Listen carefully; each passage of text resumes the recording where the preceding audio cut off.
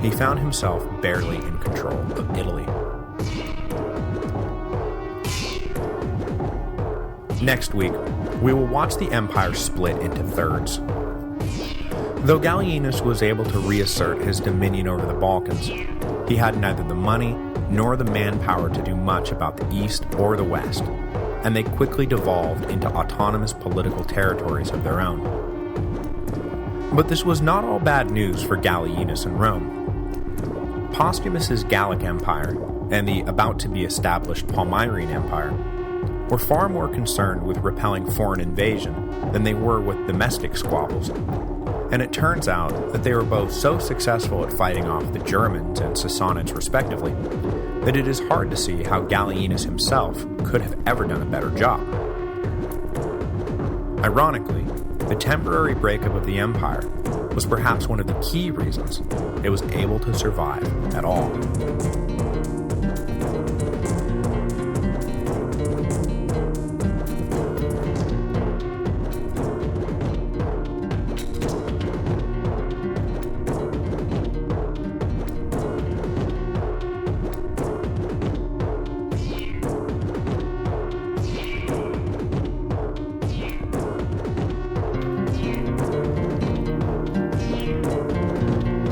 Hello, and welcome to the History of Rome, Episode 113, 3 Empires. Though I haven't yet stated it explicitly, I think the nature of the military campaigns the Romans have lately been engaged in, against the Goths and the Sassanids and the Franks and the Alemanni, collectively speak for themselves. The Romans are now on the defensive. For its entire history, Rome had always projected outward. When battles were fought, they were fought in enemy territory. When battles were won, they enriched the empire with new wealth and new subjects. When battles were lost, it simply slowed the rate of Roman expansion. But now, the battles are being fought in Roman territory. When these battles are won, the reward is little more than a temporary peace, and far from enriching the empire, even victory was now a net loss on the balance sheet, in men, in money, in economic impact. And when those battles are lost, well, the very foundation of imperial legitimacy was the ability to provide physical security for its citizens. So, you do the math. In 260 AD, this legitimacy was finally shattered by simultaneous attacks on all the major frontiers. When the central government proved itself unable to provide the security demanded by its people, the people abandoned the central government, and the Roman Empire broke apart. Now, one thing that we should clear up right off the bat is that while the administrative reach of Gallienus's government is about to be radically reduced, at no point should the rise of the Gallic and Palmyrene empires be viewed as a repudiation of Roman values. Postumus's Gallic Empire may have seceded from union, as it were, but it did not reject the values, forms, or ideals that union had been based upon. Right down to its Senate, annually elected consuls, and Praetorian Guard, the Gallic Empire was in every sense a Roman empire, pursuing Roman policies in a Roman fashion. In the East, the career of Odenathus was at all times acknowledged as occurring within the established structure of the empire. He was, for all intents and purposes, leading an independent kingdom, but both he and Gallienus recognized the expediency of allowing Rome to officially bless the new leader of the East, to cloak Odenathus's actions behind a screen of imperial titles and offices to make it seem as if the two men were partners rather than rivals. Odenathus never pressed for the title of Augustus, and Gallienus never attempted to assert control over the East, and this was a state of affairs that suited both just fine for the time being. That is all to say that the 260s did not represent the rise of native independence movements. The decade represented instead an estrangement between the governing elites of the three regions, all of whom bought into the basic Roman political ideology that had dominated the Mediterranean for the last few centuries. As I noted in the introduction, The underlying legitimacy crisis that faced the empire in the 260s was that the central government was no longer able to provide the kind of basic security its citizens had grown to expect. The myriad foreign invaders successfully overrunning the borders and sacking the provinces were not just running off with the empire's wealth, they were running off with the empire's raison d'etre. Whether or not there was a set of policies Gallienus could have pursued to create a more unified, centrally guided response to the invasions is interesting to think about, but ultimately irrelevant. He did not do so, and was very likely unable to do so. And it's not like he was fiddling while Rome burned. He was beating off an invasion of Italy itself when the political structure of the empire began to fracture. He was doing everything he could, but there was too much to do. To take the west first, you'll recall that when Gallienus headed to the Danube to put down the revolt of Ingenuus, that he elevated his teenage son Salonius to the rank of Caesar, and left the defense of the western provinces in the hands of the eminently capable general Marcus Postumus. Postumus shared praetorian prefects who Gallienus had also left behind, a man by the name of Silvanus. Postumus and Silvanus divvied up responsibility for the region between them, with Silvanus running civilian affairs and looking after young Salonius, while Postumus controlled the army. And what an army it was. The ranks of the Rhine legions had already been thinned by the recent Frankish invasions, and Gallienus had now absconded with the cream of what was left to go off and fight Ingenuus. This put Postumus in a very tight spot, and put the troops remaining in Gaul on edge. How were they supposed to defend the entire frontier when they were this undermanned and this undersupplied? Into this atmosphere of fear and resentment stepped a fairly innocuous incident that would lead directly to the secession of the West. A raiding party of Germans was headed back towards the Rhine sometime in mid to late 260, when they were caught and defeated by Postumus. Well aware that he and the army he had been left with had been assigned a nearly impossible mission, Postumus decided to take the opportunity to reward his men, and ordered that the captured wealth of the Germans be distributed amongst them. This endeared Postumus to his soldiers, but it did not endear him to the men who the wealth had been stolen from originally. When Silvanus heard about all this, he ordered Postumus to send the property he had recovered back from whence it had come. But Postumus refused the order. After all, didn't his men deserve something for risking their lives in defense of the provinces? When Silvanus refused to back down, Postumus and his army took the next logical step.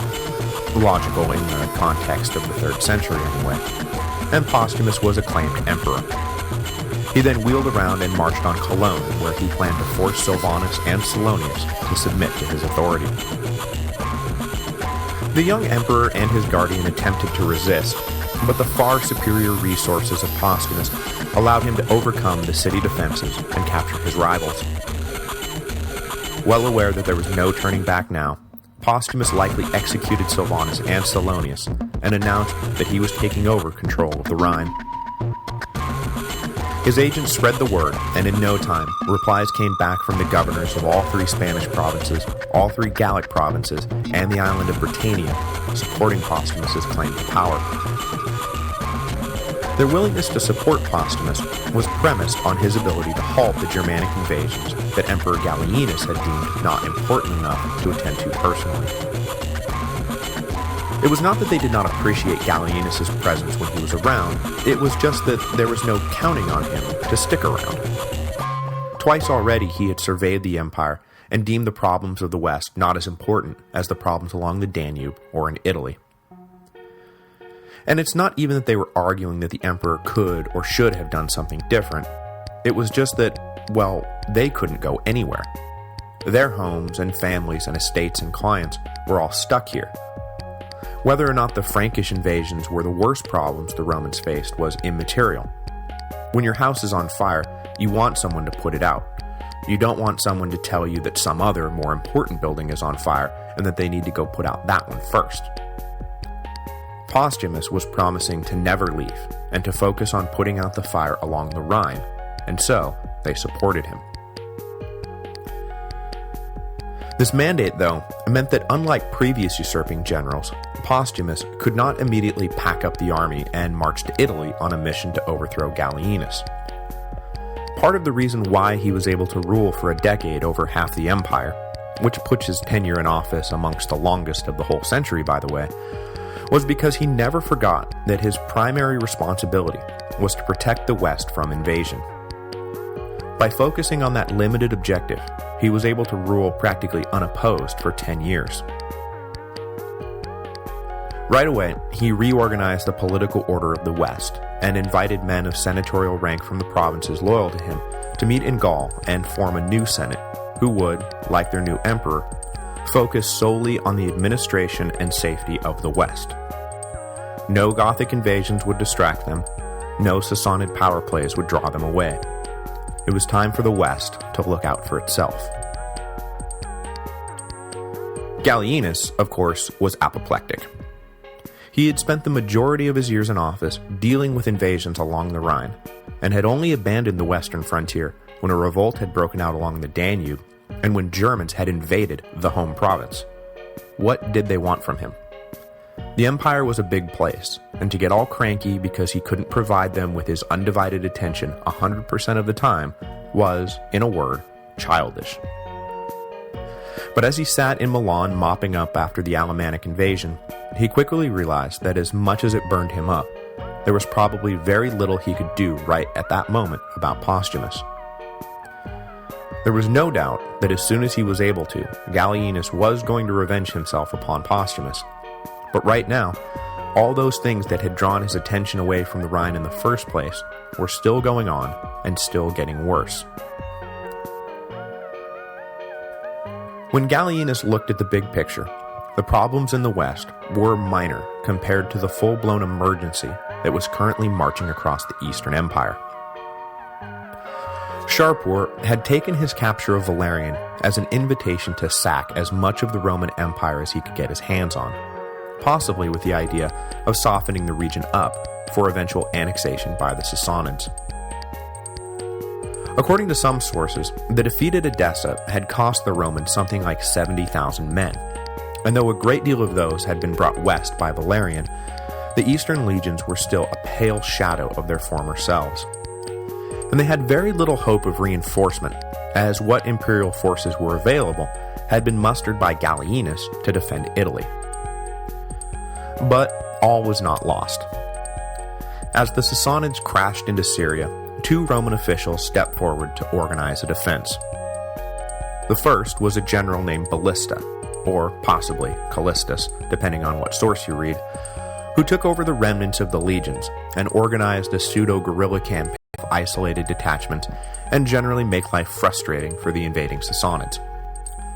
The other official was one of Valerian's chief financial officers, a man named Fulvius Macrianus, who had been left behind in Antioch along with the traveling imperial treasury when Valerian had marched forward to Edessa.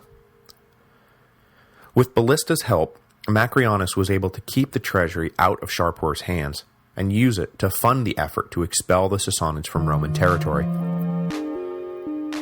For the rest of the year, the two men did everything they could to halt Shapur, and though they slowed him down, they were unable to prevent him from marching into Asia Minor on a campaign that Shapur's own propaganda claimed led to the sacking of 36 Roman cities. By the end of the year, though, constant harassment and the fatigue of his own men led Shapur to opt for withdrawal back to Sassanid territory. Laden with captured slaves